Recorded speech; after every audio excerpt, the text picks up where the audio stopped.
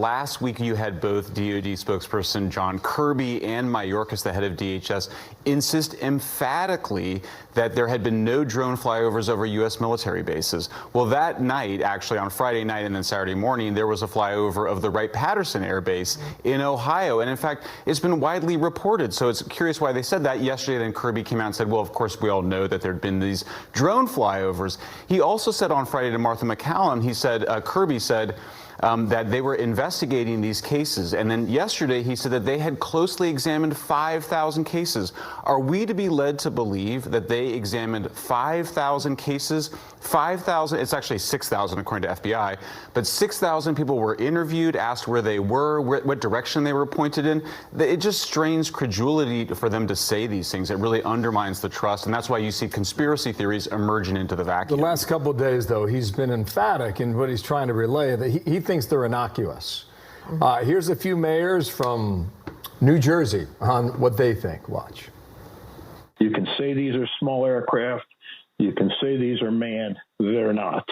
So I think if anyone was to take away from this that the drones aren't flying, they also must believe that the border is closed. I just don't want to hear any longer that we don't know where they're coming from, because you should know that. Over 100-something, a couple hundred mayors that are all waving a flag saying this is a big deal. This is certainly not normal. It's an abnormal amount of drones, and the sizes of them are just huge. I want you to address that. But what Kirby told us a half hour ago, he believes it's a combination of drones, airplanes, and people seeing stars at night. Well, what's most incredible is they said there's no anomalies. In other words, they've eliminated all anomalies. I mean, that's astounding. I mean, there's no way that you could do that in such a short period of time. I mean, the whole thing is anomalous. The drones are over air bases. You know, we had mayors reporting 2 SUV-sized drones over his house. Another mayor said he was coming to Fox News, walked out of his house, and there was a drone hovering right in front of them.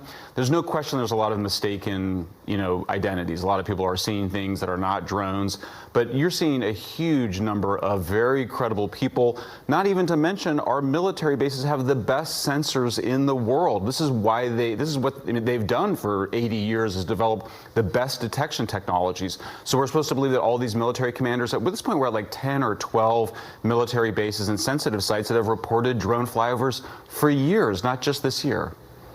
Okay, so here's a quote from the Wall Street Journal editorial board, and I think you're a good person to take this to a 30,000-foot level, to use a plane reference.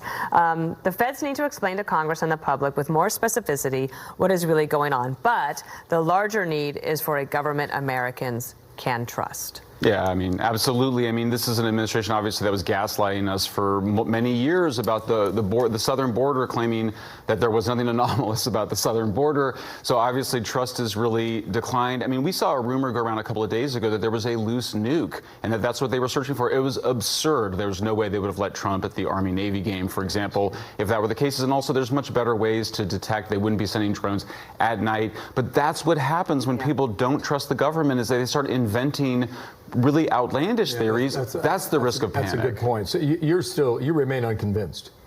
I think it's unexplained. I mean, I just think we don't know what it is. I mean, Trump says that they do know, and they may know, but we don't know. The public doesn't know, and I'm very skeptical that they really did a proper investigation in just 3 days.